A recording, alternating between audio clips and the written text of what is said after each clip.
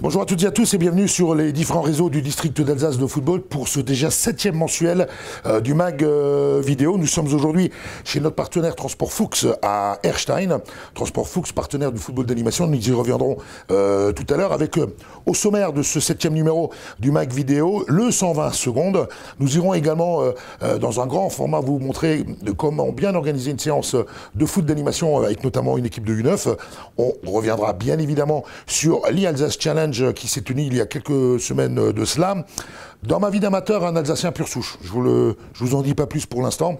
Les traditionnels défis du district, nous étions ce dimanche du côté de Schaffhouse-sur-Zorn qui rencontrait son voisin l'AS Orfelden. Encore de beaux moments de rire en perspective. On reviendra bien sûr avec notre partenaire sur la présentation des Transports Fuchs. Et puis pour finir, l'œil du pro avec nos amis de CSE ou comment entretenir son terrain en herbe au moment du printemps. Bon visionnage, bon magazine à tous.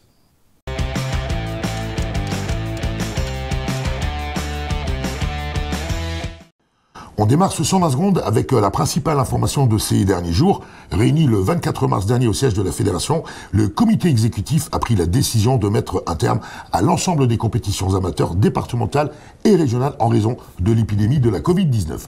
Sachez que le district d'Alsace a évidemment pris note de cette décision et réfléchit déjà à la mise en place de pratiques afin de proposer à vous, nos clubs, une fin de saison attractive, du moins dès que la situation sanitaire le permettra. Qu'il y aurait des compétitions ne dit pas vrai de la pratique. Bien au contraire, depuis début décembre, la pratique du football est possible en Alsace. Une pratique adaptée certes, mais une pratique que la majeure partie des clubs ont choisi de déployer. Afin de vous accompagner dans la réalisation de vos séances, le district d'Alsace vous propose de retrouver sur son site internet le guide d'appui à la reprise d'activité proposé par la Fédération française de football. Grâce à ces nombreuses fiches pédagogiques, ce support est très utile pour organiser des ateliers à destination de toutes vos catégories d'âge, des U7 au U18. Et puis en complément de ce guide d'appui, vous pouvez également retrouver sur la page d'accueil du site internet du district le replay du webinaire de la Fédération Pratique et Jeux sans contact organisé mi-mars. L'occasion de découvrir de nouvelles formes de jeux pour toutes vos catégories. C'était un des engagements de la campagne électorale. Le nouveau comité directeur du district d'Alsace est en train de déployer une territorialisation de son action. Comment ? Par la mise en place de comités de territoire afin de co-construire le football alsacien avec vous, les clubs. Regroupant des représentants de clubs et des représentants de l'instance, ces comités de territoire, au nombre de 7, auront pour objectif d'être au plus près des préoccupations des clubs et de faciliter les échanges entre les interlocuteurs de proximité. La première pierre a été posée le 20 mars dernier à Altorf avec la tenue du premier d'entre eux, celui du territoire Bruges-Piémont-Korersberg. D'ici fin avril, les 7 comités du territoire seront opérationnels. Et puis, pour finir un peu de radio, de retour depuis début janvier, l'émission 100% Racing continue chaque semaine de mettre à l'honneur un club amateur alsacien sur les ondes de France Bleu Alsace, comme l'AS Gevenheim, le Racing Haute-Vier-Vicarswil ou encore le FC Offen ces dernières semaines. Participez vous aussi à cette émission, valorisant les clubs de football en vous inscrivant sur le site internet du district d'Alsace.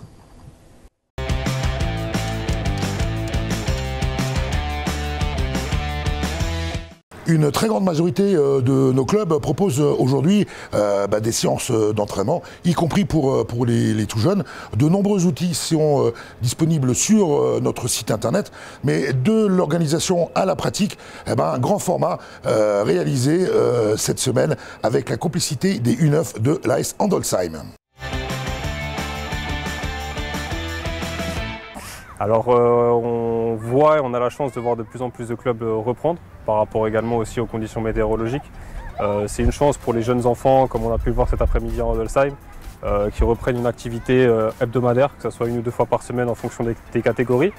Grâce à la fédération et au conseiller technique, il y a un guide de la reprise qui a été mis en place il y a un peu moins d'1 an, qui reprend différentes séances d'entraînement avec des jeux, des situations, des exercices moteurs avec ou sans ballon techniques qui vous permettront de construire vos séances. Allez faire un tour sur le site du district. Ces différentes séances ont été classifiées en fonction des catégories. Effectivement, il faut adapter ces contenus d'entraînement. Alors je sais que ça peut être contraignant et ça ne ressemble pas forcément au football qu'on connaît tous. Mais par rapport aux contraintes sanitaires qu'on a depuis fin octobre, début novembre, La reprise est possible dans nos clubs chez les mineurs depuis fin novembre, début décembre.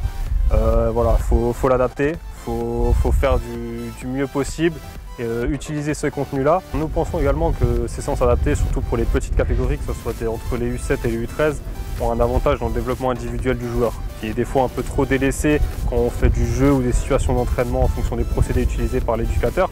Et se concentrer en fait sur des situations, des exercices un peu plus individualisés avec ballon à 2, à 3, va permettre un développement qu'il soit technique ou moteur avec un travail de coordination en parallèle plus important et plus utile par la suite pour le joueur, que ce soit dans l'utilité du ballon, dans ses déplacements avec ou sans ballon, et puis au service du collectif tout simplement.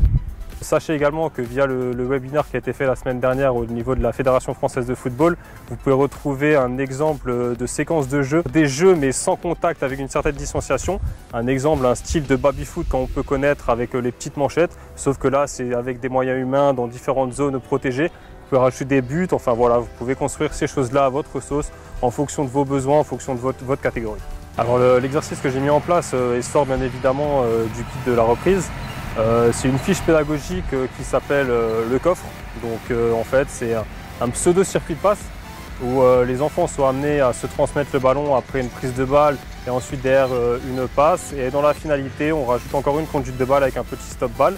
Donc on peut faire sous le format d'exercice simple, sans pression, travailler qualitativement sur les critères de réalisation.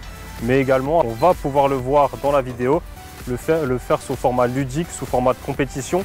Alors effectivement, cela augmente un peu les déchets des enfants avec la précipitation et le fait de vouloir finir premier. Mais c'est aussi intéressant de le mettre sous cette formule-là, ce qui permet aussi d'amener un plus aux enfants et d'amener cet amusement qu'on ne retrouve pas forcément via les différents jeux avec les oppositions qu'on peut retrouver sur nos séances d'entraînement classiques, mais via justement cet aspect de compétition et cet aspect ludique. Ensuite, en parallèle, on a également fait un peu d'un travail de vitesse et de conduite de balle, ce qui a permis un peu de mettre de l'énergie, de l'entrain et de la bonne humeur aussi pour finir la séance avec les enfants. Après, on peut encore rajouter comme d'autres variantes une conduite de balle imposée via un pied fort, un pied faible, à l'intérieur du pied, à l'extérieur du pied. Après, ça va vraiment dépendre de la catégorie en question. Faut vraiment s'adapter à la catégorie également aux qualités des enfants. Pas vouloir aller trop vite, trop tôt non plus. Ce qu'on peut également rajouter, c'est un travail de motricité entre les différents carrés. Pourquoi pas, ça va être une variante supplémentaire. Rajouter, imposer une passe, mettre des buts à la fin au lieu du coffre-fort, qui peut rajouter aussi un système de frappe, un peu travailler le tir aussi.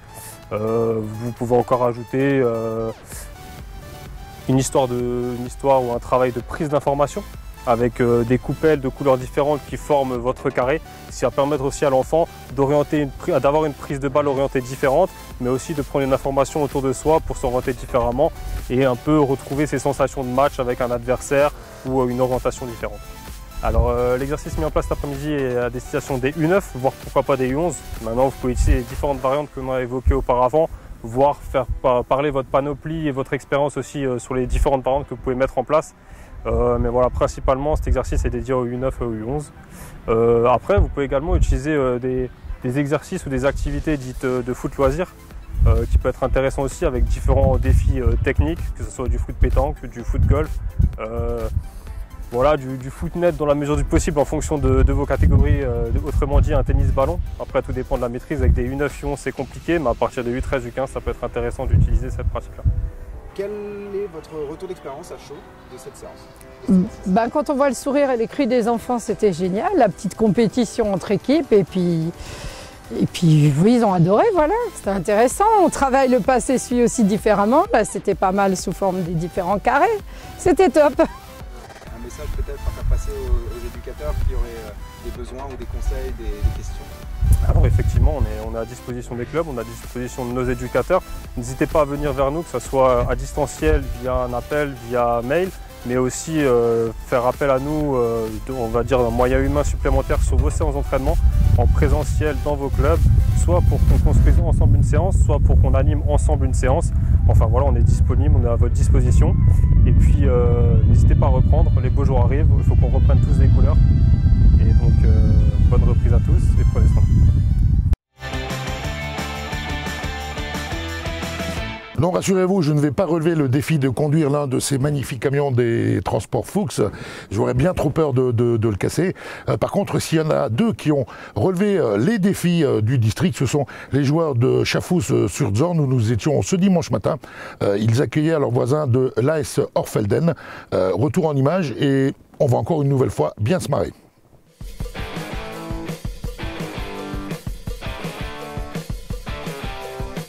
Voilà, c'est reparti pour un nouveau défi du district, cette rubrique que vous aimez forcément tous bien. On est dimanche matin, il est 9h et des brouettes, nous sommes ici à Schaffhouse-sur-Zorn, l'équipe de District 4 à ma droite qui va défier son voisin de l'AS Orfelden, l'AS Orfelden 2, qui elle évolue en District 2.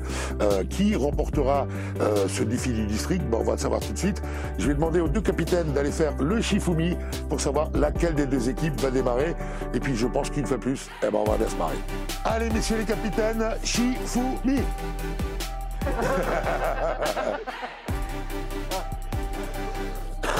C'est Schaffhouse qui gagne.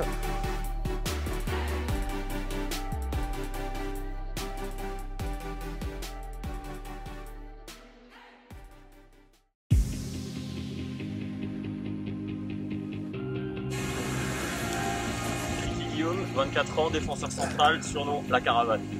Allons-y, La Caravane, c'est parti pour Guillaume. Déjà 5. Ouh, ça commence fort. Dommage, mais La Caravane est bien partie. Hein. Ouais, voilà, ça c'est parce qu'elle est quand même que à Schaffhouse. Hein. Oh voilà, il fallait forcément un bûcheron, on l'a trouvé. Kevin, le premier des deux Kevin de la matinée pour nos amis. Kéké la quoi? Kéké la gazelle. Dis donc, oh punaise, pas possible ça, mais c'est un truc de malade. Celle-là elle était pas mal, ça. Faut la mettre dans le trou, hein, je te signe à Kéké la gazelle. Voilà. Oh il y en a encore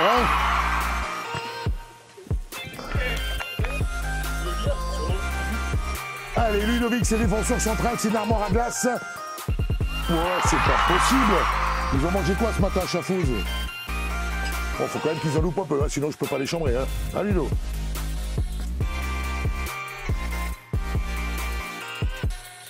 C'est pas possible. Bon, tu me la mets au-dessus comme un rugbyman? À côté. Joberlé Kevin, défenseur latéral et on surnomme Gary. Gary comme l'escargot dans je ne sais plus quel dessin animé. Vas-y Gary comme Lineker. Lui je pense que je peux le chambrer parce que là il est, comment dirais-je? Ouais, est-ce que c'est le premier qui va pas marquer pour Schaffhouse? Oui, ça va être lui. Boum au-dessus. Oui. Oui. Et boum. Voilà, c'est parti. Yves Engenfelder, attaquant, surnommé le gros. Surnommé le gros en même temps il a un peu de biche, hein, donc c'est un peu normal. Ouais, vas-y gros, est-ce que tu vas nous en mettre une ou pas? Bon, j'espère que tu mets plus de buts en championnat. Hein. Enfin, en même temps, il n'y a plus de championnat. Hein. Aïe! Dommage. Dommage. Du côté de Schaffhouse, ça fait juste 22 points. Ils sont pour l'instant en tête de notre défi du district. 22 points, on n'a jamais fait aussi bien. Mais ça doit être le soleil, ça doit être la bonne humeur du dimanche matin. En plus, on vient de changer d'heure, donc on a dormi une heure de moins. Mais Schaffhouse, 22 points. On va voir ce que va faire maintenant l'AS Orfelden.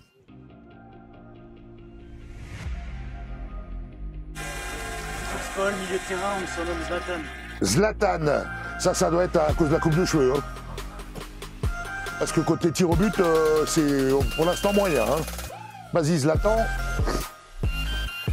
Pourquoi est-ce qu'ils les mettent toujours à l'échauffement et jamais en match? Les côtés de Orfelden, ouais, Zlatan. Ouais. Elle est dedans, allez, un point pour Zlatan. Encore un attaquant, on va voir s'il va Zlataner lui aussi. Lucas. Ouh, c'était pas loin. Hein. Je pense que tu peux mieux faire. Oui, j'ai dit mieux, j'ai pas dit à côté. On a trouvé notre bûcheron. Il y en a toujours un. Bonjour, moi c'est Loïc, habitué du dimanche matin. Allez Loïc, pour la SR Felden. Aïe, ça méritait mieux. Ça méritait franchement mieux. Et ben voilà. 1 point. Ouh.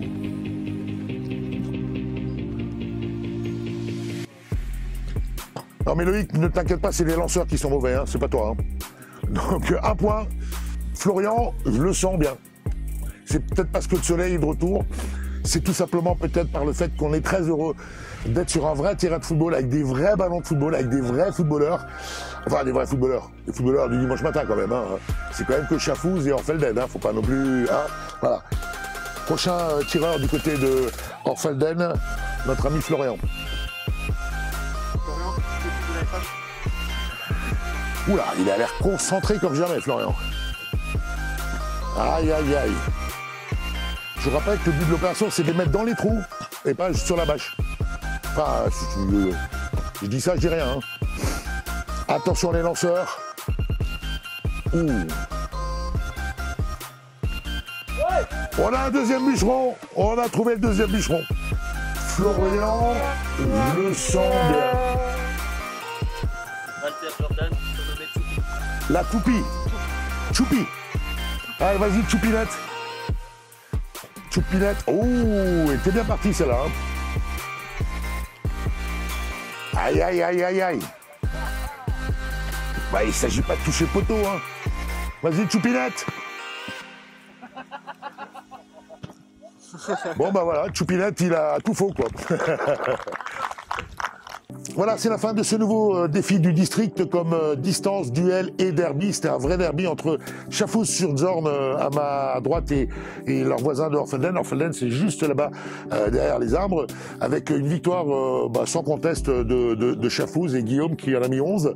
Donc non seulement Schaffhouse prend la tête du classement général, mais Guigui, tu deviens premier au classement individuel.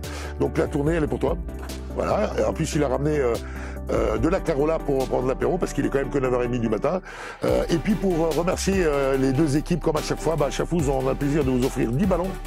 Et Orfelden, quand vous retournerez du côté de la cité brassicole, on vous offre aussi 5 ballons pour vous remercier d'être venus ce dimanche matin. J'espère que vous vous êtes autant amusés que nous à tourner ce nouveau défi du district.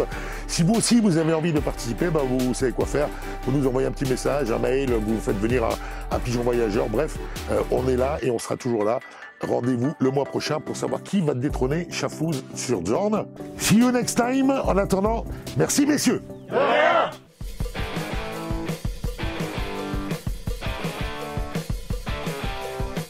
Il aura passé toute sa carrière sur les terrains de football alsaciens, hormis une toute petite saison qu'il aura passée du côté de la Suisse. On revient avec ma vie d'amateur, avec celui qui était l'un des chouchous de la Méno lorsqu'il était sous les couleurs du Racing Club de Strasbourg. Ma vie d'amateur avec Jérémy Grimm.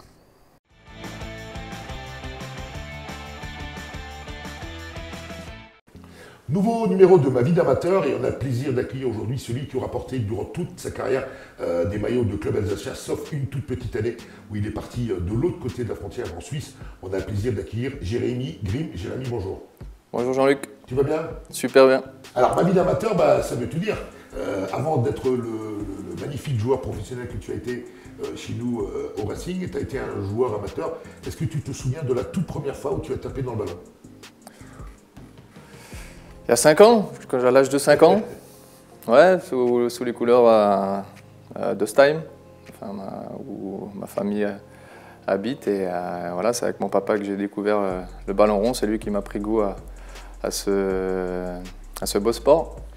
Est-ce que, au-delà de ça, tu te rappelles de ton tout premier match? Premier match, oh là là. Bonne question là, c'est très très dur. C'est très très dur. Voilà. Et qu'est-ce qui a fait que, dans toute ta vie, tu as toujours été en Alsace? Colmar, Mulhouse, Strasbourg, Holstein, sauf une petite année où tu es allé te promener du côté de Delémont. Je ne sais pas ce que tu es allé faire là-bas, tu es perdu en cours de route. Il y avait du bon chocolat, c'est pour ça. Dans ces clubs amateurs, quel est le meilleur souvenir dont tu te rappelles aujourd'hui? Est-ce que c'était avec Colmar, est-ce que c'était avec Holstein, est-ce que c'était avec Mulhouse, est-ce que c'est partie amateur? On parlera du Racing tout à l'heure. Non, je regarde de très bons souvenirs. C'est des moments que je garde en mémoire, que ce soit à Ostheim ou c'était avec les copains, dans le village. Enfin là, j'en garde de très bons souvenirs. Et à Colmar aussi, enfin, j'ai vécu de belles années avec des bons éducateurs, des joueurs que je suis encore même en contact à l'heure actuelle, donc où tu passes des tournois de foot extraordinaires dans toute la France. Donc j'en garde de très bons souvenirs. C'est top ces moments-là en tout cas. Parti Racing, t'es arrivé au Racing, presque sur la pointe des pieds, avec ton copain le plus alsacien des Belfortins, les deux inséparables. Je sais que vous faisiez chambre commune lors des déplacements. Quand il y en avait un, l'autre était souvent caché derrière. Qu'est-ce qui a fait que cette amitié se soit créée avec Dim? Parce qu'on parle bien évidemment de Dimitri Liala. Non, mais c'est vrai que depuis, voilà, on a signé en même temps, le feeling est tout de suite passé entre les deux. Voilà, on est venu d'un monde amateur, on a avancé ensemble, on s'est soutenu parce que voilà, quand tu grimpes dans le monde professionnel, ça change, il y a d'autres codes à mettre en place. Et voilà, on s'est soudés ensemble, on a progressé ensemble, on a vécu pas mal d'années dans le monde professionnel et en tout cas d'avoir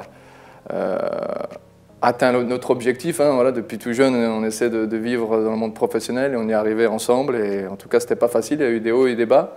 En tout cas, c'est de très bons moments qu'on a vécu ensemble. Est-ce que tu pensais, en signant Racing, que vous alliez un jour, avec Dim, tutoyer la Ligue 1 et rencontrer les grands de ce championnat, le PSG, Marseille, Monaco, Lyon, etc. Non, pas du tout. C'est vrai que quand on a signé, certes, c'était mon objectif, enfin notre objectif, d'atteindre la Ligue 1. Et voilà, d'y être arrivé, c'était pas facile, il fallait bosser, il fallait travailler, voilà, il y avait pas mal d'exigences, il y avait pas mal de sacrifices, il y avait plein de choses qui ont fait qu'on est arrivé là en haut. Et voilà, c'est une fierté en tout cas d'être arrivé et d'avoir vécu pas mal d'années, d'avoir fait remonter le club en Ligue 1. Voilà, c'est des bons souvenirs, je n'ai même pas de mots, c'est magique, quoi. Tu te rappelles un dimanche en août 2017, on reçoit le LOSC pour le premier match en Ligue 1. Premier match de Ligue 1 et poum. Une frappe de nul et ça fait 3-0. Ouais, c'est ton premier but en Ligue 1. Ouais, c'est vrai, mais même je crois que c'était mon premier match en Ligue 2 aussi. Enfin, premier match, premier but en Ligue 2, enfin en Ligue 2 et en Ligue 1. Et voilà, ça c'est.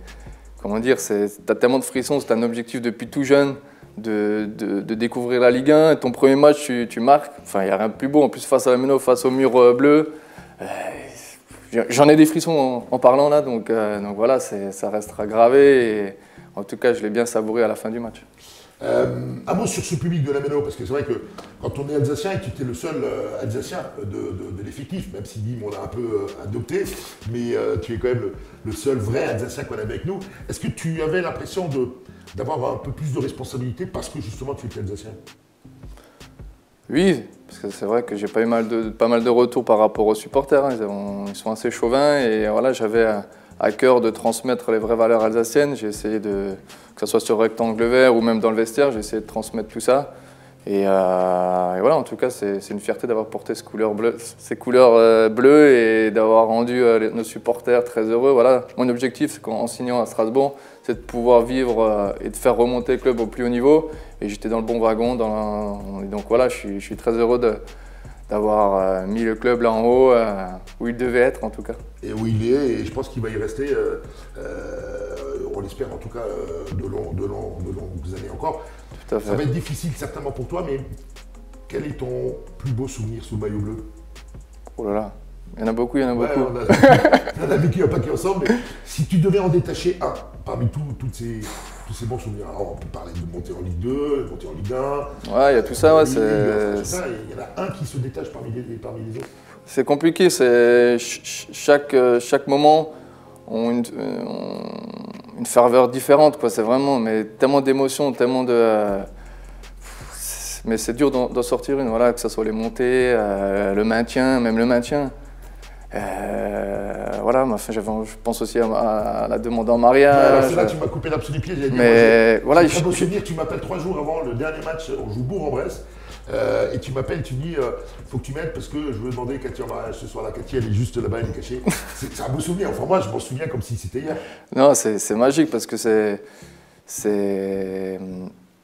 j'attendais un moment fort de ma carrière. Ça fait depuis des années qu'elle me soutient, qu'elle est derrière. Et c'est vrai qu'ils sont, nos conjointes, nos femmes sont toujours dans l'ombre. Et voilà, j'avais à cœur de faire quelque chose de beau et de correct.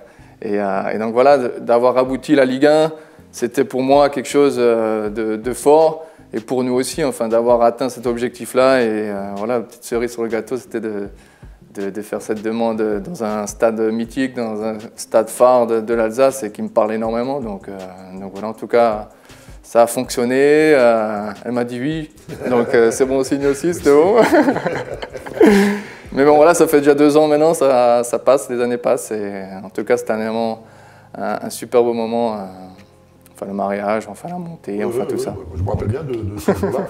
Est-ce que finalement, le seul regret que tu pourrais avoir, c'est de ne pas avoir pu dire au revoir à ce Lion bleu, puisque ta saison s'est terminée au mois de mars dernier, comme pour tout le monde, avec le premier confinement, il n'y a pas ce petit manque en toi? Ouais, si, tout à fait. Un peu frustré, mais bon, malheureusement, on ne maîtrise pas tout. C'est comme ça, on s'adapte, on fait avec. Mais voilà, c'est clair qu'un peu frustré parce que je sortais aussi d'une grave blessure et d'avoir fait tellement d'efforts pour atteindre et d'être de nouveau opérationnel et d'être coupé par l'élan du Covid. Donc c'est vrai que c'était un peu frustrant, mais bon, voilà, j'ai signé dans un autre club pas très loin de Strasbourg, donc on aura l'occasion de pouvoir faire un petit coucou aux supporters strasbourgeois. Ouais, on va pas te couper, ça c'est une certitude. Alors justement, parlons-en, tu viens de rejoindre ton deuxième club de cœur, j'ai envie de dire, les SR Colmar, avec un projet sur du long terme, puisque tu t'es engagé pour 5 ans avec José Guerra et toute la troupe. Qu'est-ce qui a fait pencher la balance vers les SR Colmar? Ouais, le cœur a beaucoup parlé. C'est vrai que j'avais à cœur de développer le football alsacien. C'est vrai que Strasbourg reste le club phare de l'Alsace, mais c'est vrai qu'autour, il manque un club qui soit voilà, minimum en 3e division, donc c'est-à-dire en National 3. Donc le projet, enfin quand ils sont venus vers moi me solliciter, voilà, j'avais à cœur, enfin le projet m'intéresse beaucoup, il y a de vraies valeurs, il y a tout ce qui me correspond là-bas, que ce soit avec les présidents, que ce soit l'entraîneur. J'avais à cœur de les aider, de les soutenir dans ce projet-là, donc voilà, ça va pas être facile. Mais bon, j'aime bien les challenges, donc en tout cas j'ai hâte que la compétition reprenne et qu'on aille de l'avant. En tout cas, je suis frustré que ça s'arrête actuellement. Pour l'instant, c'est à l'arrêt, mais ça va reprendre. Je suis sûr que vous allez y arriver à Colmar. Je le sens bien comme ça. Tu y arrives avec le Racing, il n'y a pas de raison que tu n'y arrives pas avec les SRC. Dernière question, Jérém. Derrière chaque footballeur professionnel, il y a forcément eu un jour un footballeur amateur. Et toi, tu es redevenu amateur aujourd'hui. Et les dizaines de milliers de jeunes footballeurs alsaciens rêvent de devenir professionnels. Si tu devais donner un seul conseil à ces petits gamins qui rêvent de devenir pro, ce serait quoi? Avant tout, de travailler, quoi. Le travail paye, donc voilà, et prendre du plaisir avant tout aussi. Le football reste du plaisir, et après le travail paye. Moi, j'ai toujours eu, et voilà, pas perdre l'objectif. Moi, j'ai eu tardivement mon contrat professionnel, j'ai jamais baissé les bras. J'avais toujours ça dans ma tête d'atteindre mon objectif. Et voilà, certes, je l'ai eu tardivement, mais j'ai jamais baissé les bras, j'ai toujours travaillé. Et voilà, tout simplement, j'y suis arrivé, je suis très content, mais ouais, un seul, le travail. Ben voilà, vous savez ce qu'il vous reste à faire, c'est de bosser. Merci d'être venu nous voir. Au plaisir, merci à vous de l'invite. On serre très fort les pouces pour que le foot reprenne et que tout se passe pour le mieux pour toi au SRC. C'est gentil, merci beaucoup. De rien.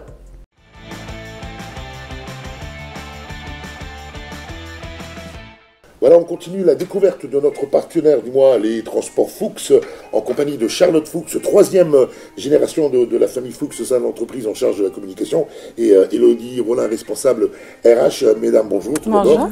Alors Charlotte, dites-nous en quelques mots, les Transports Fuchs, c'est quoi? Un Transport Fuchs, c'est une entreprise de transport routier de marchandises à esprit familial. Donc, elle a été créée en 1958 par mon grand-père. Il a commencé avec un seul camion, donc à savoir qu'aujourd'hui, 63 ans plus tard, on a environ 75 véhicules moteurs. Aujourd'hui, depuis 1995, c'est mon père Danny qui a repris la tête de l'entreprise.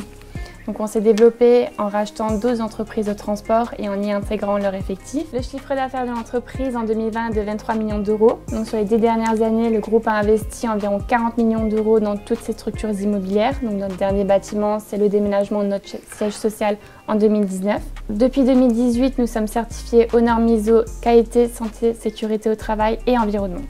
Alors transport, qui dit transport dit forcément camion, mais Elodie, le transport Fuchs, c'est pas que ça. Quels sont vos différents métiers au sein de l'entreprise ? Alors nos deux différentes activités sont le transport routier de marchandises diverses ainsi que la logistique qui ne cesse d'évoluer année après année. Nous avons une surface totale logistique de près de 72 000 m², à titre informatif, presque comme le Louvre à Paris. Nous possédons 6 bâtiments dans le groupe, un dans le sud de la France à Bordeaux pour les lignes régulières de transport, un sur Molsheim pour tout ce qui est messagerie fashion et les 4 autres sur Erstein, dont notre siège social. Nous avons une activité e-commerce avec une demande croissante des consommateurs ainsi qu'un garage poids lourd sur Erstein toujours pour tout ce qui est réparation et entretien de notre flotte ainsi que les clients extérieurs. Notre effectif moyen atteint 150 salariés et peut arriver jusqu'à 200 salariés en fonction des pics de saisonnalité et plus de 25% de notre effectif est féminin. Alors, féminin et football, Charlotte, j'ai envie de dire, avec Dany, votre papa, vous avez décidé de rejoindre le club des partenaires du district d'Alsace de football. Pourquoi ? Parce que la famille Fuchs, on suit le football de très près. Et les couleurs de l'entreprise, c'est un petit clin d'œil au Racing, qui sont bleues et blanches. Voilà, Bleu et Blanche, Transport Fuchs, partenaire du football d'animation, et ce pour quelques années encore. Et puis, puisqu'on parle de jeunes, ça vous concerne directement, Elodie. Je sais que vous êtes en permanence à la recherche de jeunes qui pourraient venir travailler chez vous au sein de l'entreprise. Oui, tout à fait. On recrute vraiment tout au long de l'année, ainsi que principalement les périodes de congés scolaires. Donc, bien évidemment, postulez. Notre site s'affiche à l'écran. Voilà, il s'affiche à l'écran. Et puis, si vous êtes du côté dans le secteur d'Erstein, n'hésitez pas à contacter Transport Fuchs. Merci, mesdames. Merci. Nous, on poursuit le mag de ce mois de mars. On est au printemps. Il a fait très, très beau cette semaine. Du coup, il faut continuer à entretenir son terrain. C'est ce que nous sommes allés faire avec notre partenaire CSE. Nous étions, il y a quelques jours, sur les magnifiques installations de la SS Brumat. Et nos amis de chez CSE vous expliquent comment bien entretenir votre terrain en phase printanière.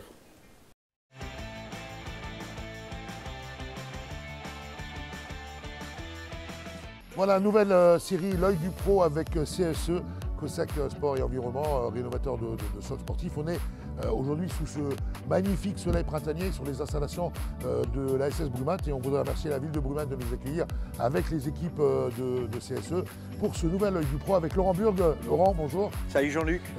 Rénovateur de sol sportif. Alors, on l'a vu il y a quelques mois de cela, ce qu'il fallait faire pour entretenir son terrain en herbe pendant la période hivernale. Là, on est au tout premier jour du printemps. Laurent, quelles sont les différentes étapes à faire obligatoirement pour que ces terrains verts soient au maximum de leur forme? Donc là, on est en reprise de végétation, donc au printemps. C'est le redémarrage de la pousse du gazon. Donc on va essayer de tout faire en sorte qu'il va lui donner de la vigueur. Donc on fait, première opération, un sablage. Donc le sablage, ça permet d'améliorer la texture du sol et de le rendre également plus drainant, quoi. Après le sablage, on fait des carottages. Ça permet de donner de l'oxygène au sol en faisant une extraction de carottes de terre, quoi. Donc on aura un mélange avec le sable plus les carottes qu'on a extraites, qu'on va planifier avec une grille pour terminer les travaux.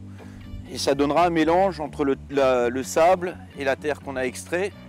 Et la grille permettra de replanifier le terrain. Parce que ce qu'on cherche sur un terrain de foot, c'est d'avoir une surface la plus plane possible, quoi. Et il y a encore une troisième étape juste derrière. Et une troisième étape, donc ça c'est pour améliorer le drainage du terrain, c'est l'opération de décompactage. Donc là on descend vraiment en profondeur pour vraiment décompacter le sol et permettre à l'eau de nouveau de mieux s'infiltrer, quoi. Voilà, on va vous montrer tout ça en images avec de magnifiques images de drones et les équipes de CSE, Laurent et son compagnon Rémi qui sont au travail. Je vous propose de découvrir tout simplement comment ça marche en images. Merci Laurent. Merci Jean-Luc.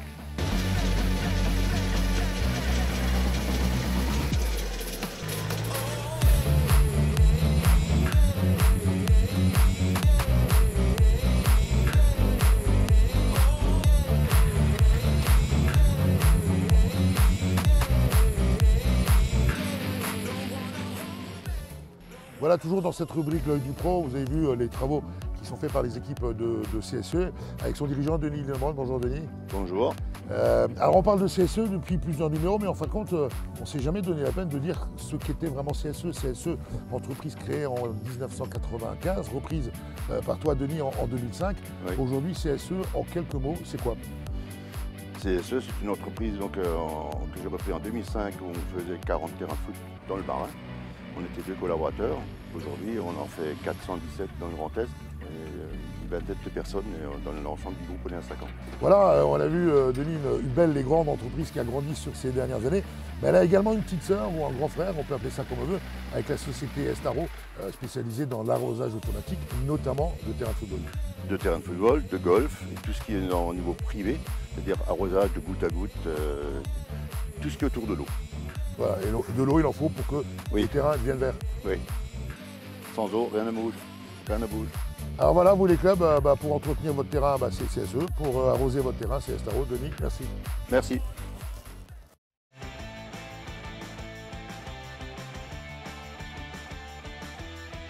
Alors comme on ne peut pas vraiment jouer au football pour de vrai, on a fait de l'e-foot au district d'Alsace de football avec du 4 au 13 mars dernier. Le premier e-Challenge Alsace, vous étiez 32 équipes à y participer sur une formule Champions League. Ce que je vous propose, c'est de revoir les meilleurs moments de ce premier e-Challenge Alsace.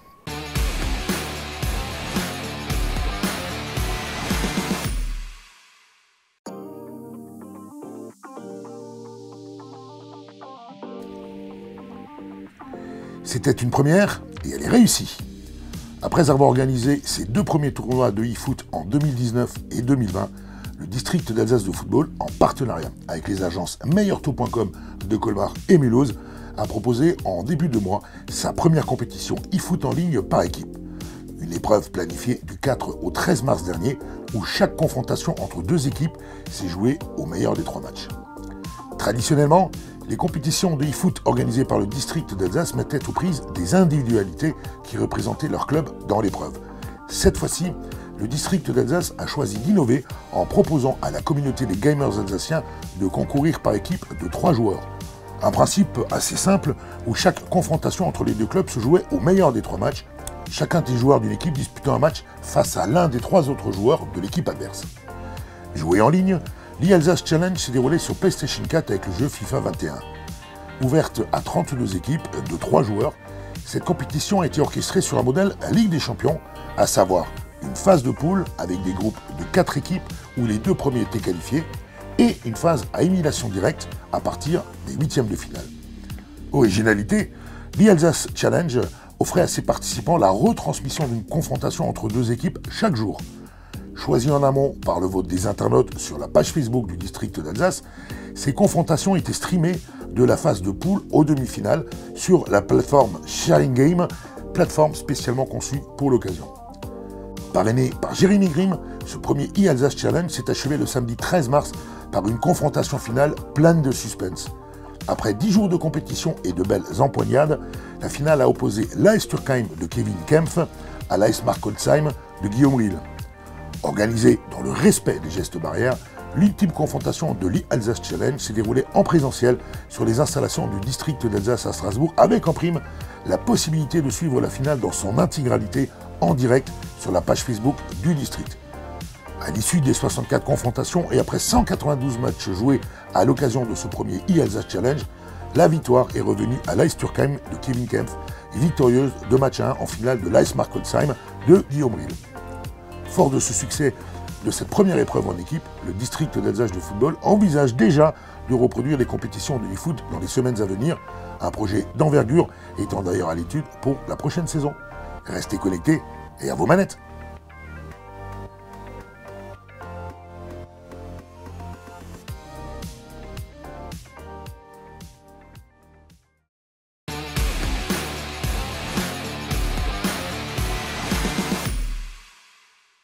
Voilà, c'est déjà la fin de ce 7e magazine vidéo du district d'Alsace de football. Vous retrouverez tout au long du mois à venir les différents sujets que nous avons traités dans ce mag sur nos différents réseaux, la page Facebook, LinkedIn, notre chaîne YouTube.